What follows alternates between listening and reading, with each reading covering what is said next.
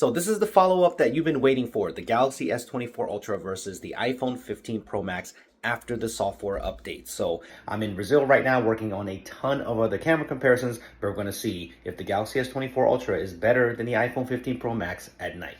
Let's do it.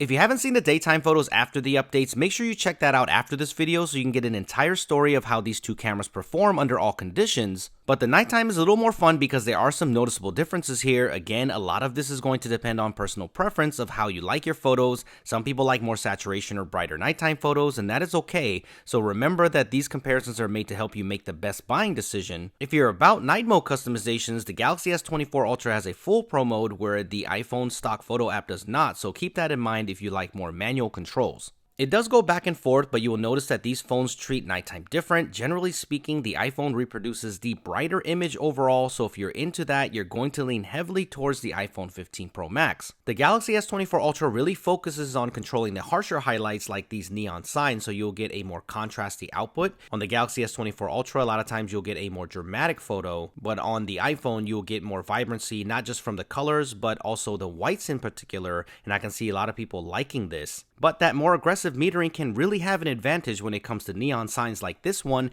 The S24 Ultra really nailed it, preserving the Flo's Cafe sign. But it all depends on the scenario. In this one, the iPhone does a fantastic job of separating that white on the tire sign while maintaining the reds and the green on the Luigi sign, while the S24 Ultra's looks amazing as well. But it does have a full red tone to the entire image, so it will come down to personal preference. There are times though where the iPhone does a better job at the neons too, so tuning needs to happen on both sides of these devices with future software updates. But the reds, I still prefer the iPhone's rendition. It is less magenta, but the Samsung does a better job of keeping that yellow tone out of the foreground, so that is something to note. But overall, I like the red color more on the iPhone still at night, even though Samsung is improving. For instance, take a look at here. I think the Samsung did a great job here. It processed the red well, where it maintained that blue color on the side of the sign, where the iPhone just blew it out and it was captured white. So they both do have their advantages at night in different ways, and it really does go back and forth. Remember when I said the iPhone produces the brighter shot? Well, look at here. It's totally the opposite, where the iPhone captured the more realistic rendition of this scenario in this portrait shot.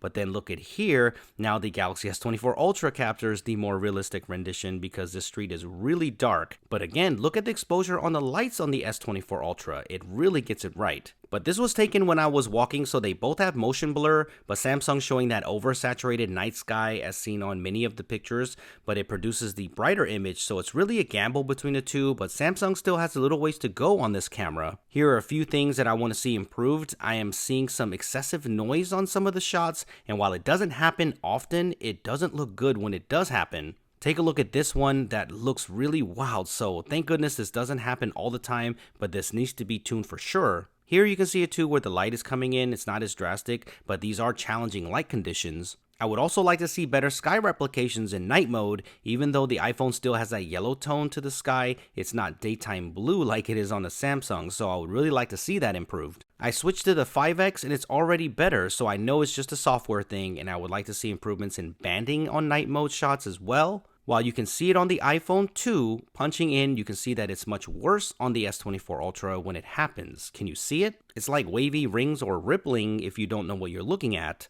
When a Starlink satellite launch happened while we were in downtown Disneyland, you can see again that saturated sky and also those ripples here or banding, so I wanted to show you another example. One of the most requested things for me was to do a shutter speed test, so here we go. Watching the Tron ride vehicle go by, both of them have motion blur for sure, but you can see that the iPhone 15 Pro Max retains more detail of the circular wheel lights of the ride while capturing a sharper background, so this quick test goes to the iPhone 15 Pro Max. But I had to do a more thorough test of my son at Magic Kingdom. I told him to move and jump around and do whatever you want, and while both of them aren't capturing clear as expected, my son's face is intact here, which is impressive on the iPhone. And mid-jump, it actually kept his face relatively clear while the Samsung only got the background. There are a few where the Samsung does well, like this one on the way down, and the iPhone definitely didn't perform well all the time, like you can see here in mid-air. They are both pretty blurry, but this would be hard for any smartphone. I really need to get in the new Huawei Pura 70 Ultra. It supposedly can capture this type of motion, so we will test that. But the iPhone does prioritize focus on the face and keeps that more clear, more consistently, so the shutter speed test still goes to the iPhone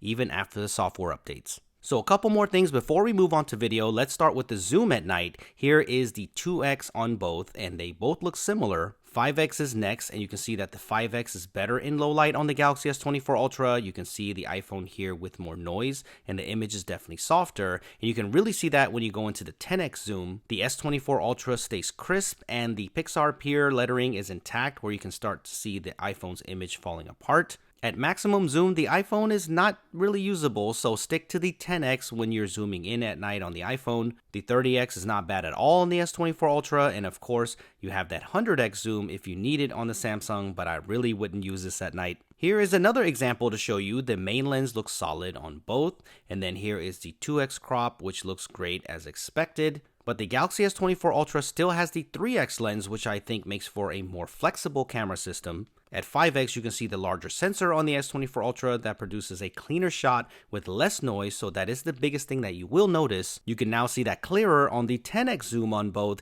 You can see that noise creeping in by the Stark Industry logo on the iPhone, while it's not bad at all on the S24 Ultra, so it definitely has the advantage on the 5x camera. You can also see that advantage on portrait mode as well when it comes to the 5x, and I'll show you that in a second. The iPhone going colder here on white balance while the Samsung stays warmer, and on the 2x portrait you can see how much sharper the iPhone is. Definitely more sharpening applied there, where the S24 Ultra has a more DSLR type look. And like I said before, you still have that 3x telephoto lens where you can get 3x portraits at night, which is so nice. It's still one of my favorite focal lengths for portraits. Here is the 5x portrait, and the processing is so different between the two. The iPhone's detail on the duck is insane, but the S24 Ultra did have the more accurate colors and reproduction here, so let me know which one that you like better in the comment section below. This is a really dark area of Disneyland, and here's another example of how the S24 Ultra handles highlights in comparison to the iPhone. It's almost opposite of the neon lights that we saw earlier. Here is the 5x portrait, and they both look super impressive. Details on both are incredible, but you can see the bokeh or background blur is a little different on both. For me, the big difference is the portrait night mode. The iPhone has this on the main camera, so you'll get comparable shots on both of them. You can even say that the iPhone is a little less sharpened and looks better. But switch to the 5x and you lose that on the iPhone. So the Samsung, while looking airbrushy, it looks so much better. It caught my wife blinking here though. You can really see the difference here on this one. The iPhone is really unusable, where the S24 Ultra looks decent with a nice circular bokeh pattern in the background. Where I was really surprised is the front-facing camera. This is both night mode, and the iPhone looks almost better in every way. Skin tones, white balance, sharpness, and overall tone. Sometimes the iPhone lands too warm and you get this orange skin effect, so you do have that still, but the color on the Samsung is not super flattering either, even though it's better. I was just surprised how much blurring was happening on night mode. You can see it on my daughter's face here. On the iPhone, it decided that my huge face was more important, so it blurred out my daughter as the background, but the Samsung got it. But I do have to say, I don't love the skin tone. It just looks weird and waxy. You can see it here too. There is definitely skin smoothing or something happening on the S24 Ultra, where the iPhone keeps things sharp under night mode. Now don't get me wrong, there were times where the S24 Ultra had a sharper shot like this one, and that's exactly what I'm used to, so that's why I was surprised. Here is where the iPhone 15 Pro just totally missed my face, and that's hard to do. But I was seeing better output from the iPhone 15 Pro Max most of the time. Again, look at the skin tone on the S24 Ultra. That just doesn't look right at all. So not sure if the iPhone updated the front-facing camera performance at night, but oddly, it gets the win here in this round. So I will follow back up for sure when the next update drops, so stay tuned.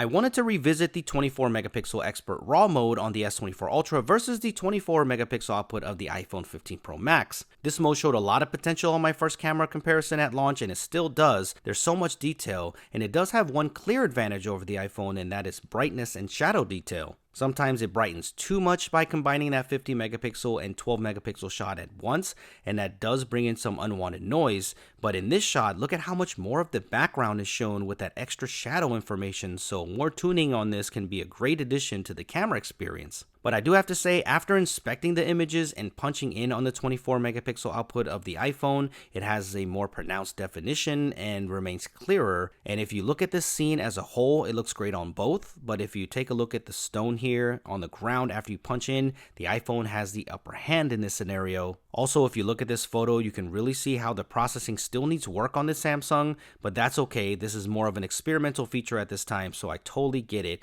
I just wanted to mention this as an option. So let's end it with video. While I was at Disneyland, California, I thought filming a bit of the World of Color show would be a good way to show how the video compares. This is 4K 30 frames per second, and I'll show you what 8K video looks like later. But as you can see, the iPhone still remains the best video on a smartphone, minus the little green orbs and light reflections, which I'll get to later. The iPhone does remain smoother on frame rate, and the noise level is just better controlled overall. In this case, the extra saturation on the Galaxy S24 Ultra makes this video pop more, so if you're a fan of that, you might lean towards the Samsung, but when it comes to clarity and detail, the iPhone gets it on the main lens, but where the Samsung wins is on the 5x lens. Processing aside, the noise is much better on the S24 Ultra because it has a bigger sensor, so if you take a lot of zoom video at night, you might appreciate the Galaxy S24 Ultra more. Now let's switch it up, and here is the walking 4K video at night, and you can clearly see the difference. The iPhone keeping more detail while remaining clearer with less noise,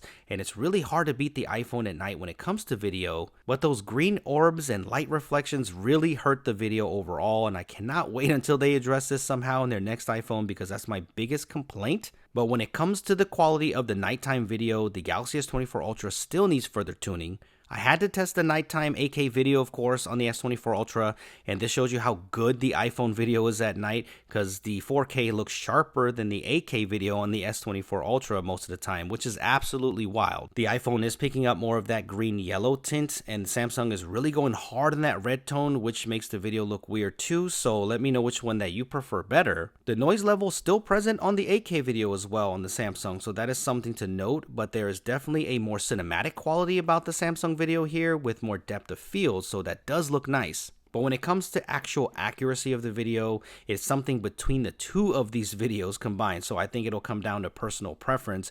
While the noise is definitely heavier on the 8K video, if you look up close, look at the detail on the wood on the 8K. You can see a lot more of the runs and grain in the wood, so that is a big difference. So that's good. Samsung gives you a high-res option at nighttime. So that about does it for me on this update comparison. More to come after the next big update drops. They both trade blows back and forth and have their strengths and weaknesses, but the iPhone really did surprise me here because they must be improving the camera with these updates and not specifically listing the improvements out. And you can go watch my first comparison, you can definitely see the difference. The video winner is no question in my opinion, that is clear. But this one is harder to call than the daytime, but I think Samsung has more work to do if they want to clearly beat the iPhone. I think in this round, the iPhone looks like the more polished camera. So let's see what Samsung continues to do with the updates to come. So that does it for this one. Thanks for watching, guys. Thumbs up for more of these type of videos, and I will see you in the next one.